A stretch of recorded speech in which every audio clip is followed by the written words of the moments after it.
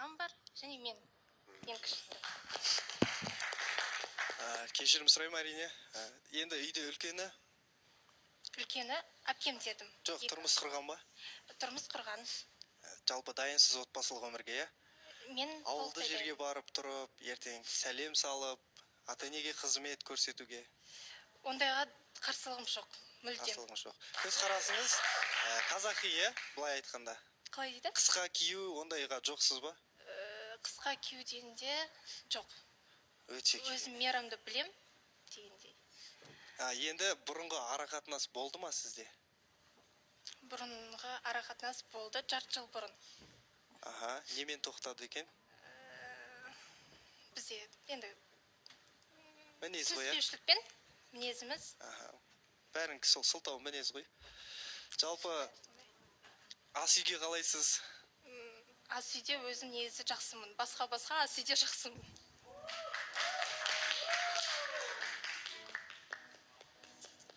Өте керемет, қатысушыларға берейін. Сен тамақтан андай капризнейсің ба? Иә, таңдап қалған, сондаймын. Таңдап қалған. Мен сияқты екен.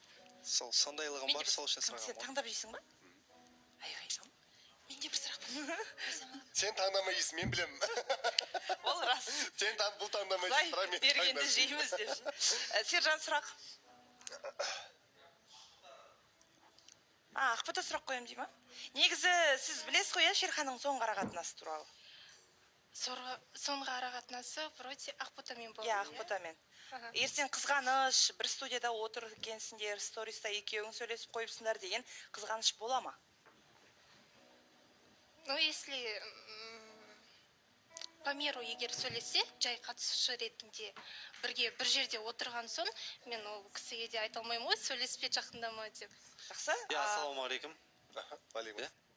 Микрофон бере салып қойғысы келіп отқан жоқ қой деймін сұрақ. Кішкене өз-өзін жайсыз сезініп отқан сияқты. Жұлдыз, сізге сұрақ.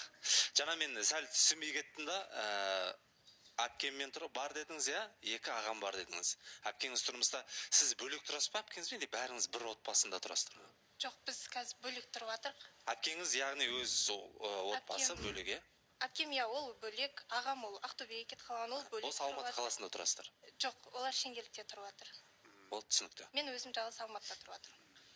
Мен Жұлдызға бірдеме айтып кетсем болма. Жұлдыз, қош келдіңіз. Саламатсыз. Мен сізді кіргенде жақсы көрдім. Десем, мен жердес екенбіз да, мен Зайсаннанмын.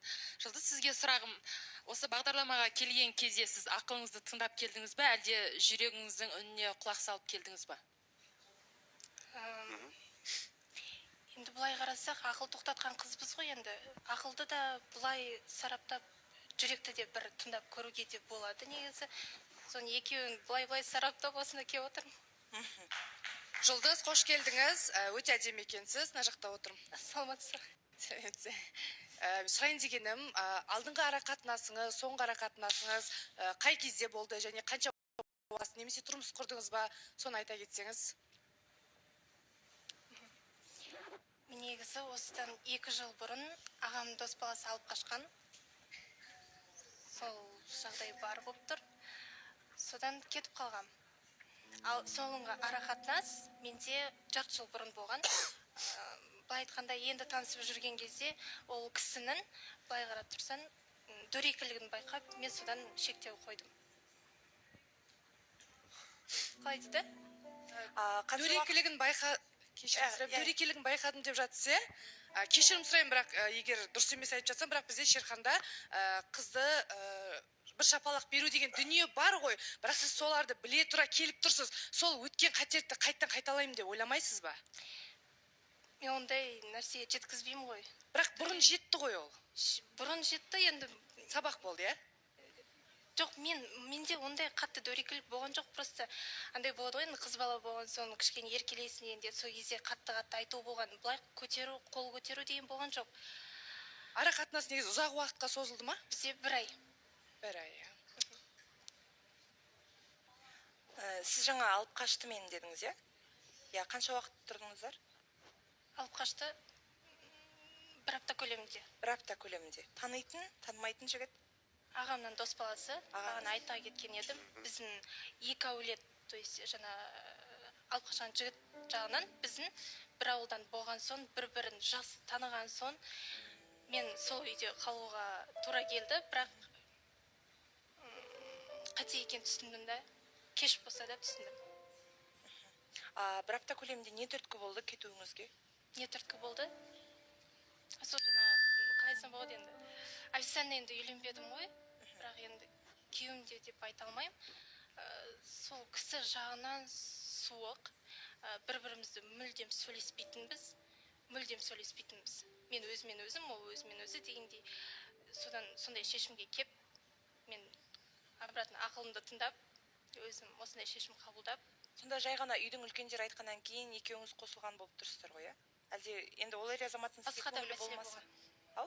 Басқа да мәселе болған сол үйде қалуға. Шерхан? Иә.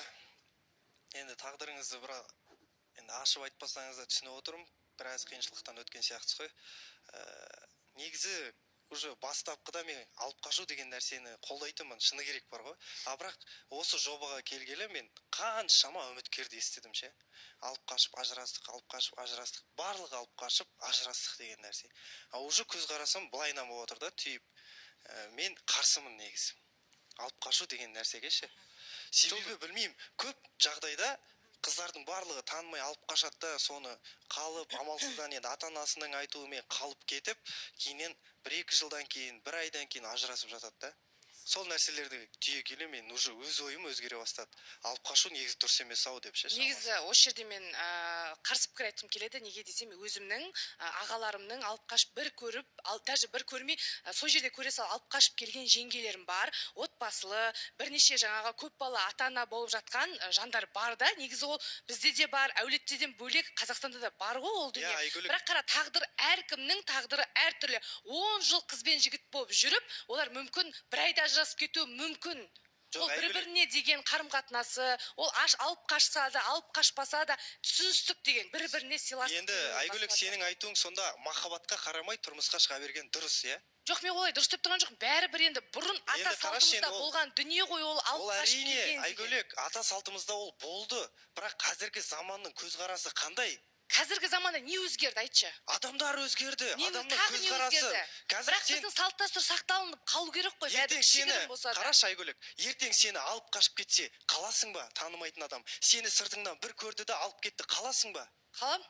Ой, сен қазір өз сөзіңе қарсы шықпашы, шын ғана айтып отырсың. Вот, сұрақ саған осындай. Айгүліктің пікірімен мен жас бола тұра келіспеймін. Ол мал емес қой саған қыз алып қашып кететін. Жоқ, бір-бірімен танысып, құда түсіп. Сәл дұрыстап сөйлейікші өтініш. Пікірімді айта кетсем бола ма осы жақта? Балалар пікір айтамыз дейді да, балдар шілдіріңдер, нелер бар ғой, майда балалар пікір айтамыз дейді дағыны. Кейде әңгімелер жеткізе алмай қалатын, тіл байлықтарын жоғалтып алатын балалар бар, сол балаларға үндеу сәл эфир мәдениетін сақтайық, әдемі түрде де жеткізуге болады. Бірінші эфирге келген кезінде де маған біраз әңгіме айтқасын, қазір де әңгіме айтып отырсың. Мен қатты ашуланбайын, ашулансаң жаман болады да. Жанғазы?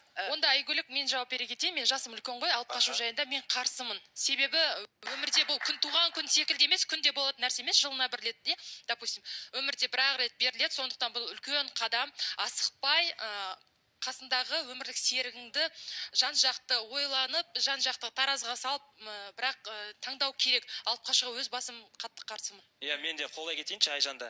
Мен мысалы алып қашуды қолдаймын. Қалай қолдаймын? Егер екі тарап келісіп өзара, сондай болады ғой, ұзатып емес. Алып қашып кетті деп, егер ата-анасы сондай разылығын алып, қыз сондай болатын болса, алып қашуға болады деп ойлаймын.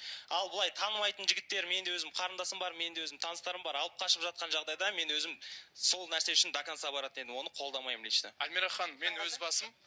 Иә, Жанғазы, сіздің аузыңда қазір жарнамадан кейін барлығын түсіндіресің, құрметті көрермен. Бізде дәл қазір жарнамадан кейін барлығын ашып айтатын боламын.